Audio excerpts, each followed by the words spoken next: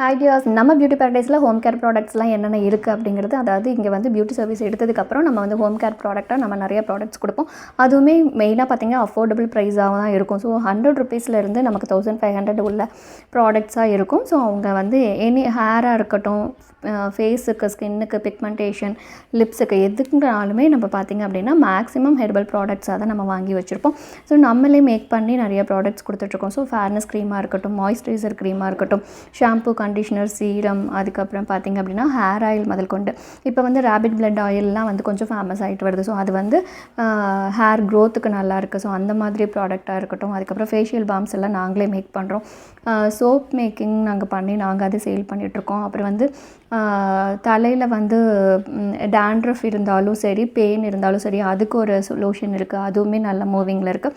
So இந்த மாதிரி products எல்லாமே நம்மக்கிட்ட அவைலபிள் இருக்குது. தனியாக வேணும்னாலும் நீங்கள் ப்ராடக்டாகவும் வாங்கிக்கலாம். தேங்க்யூ.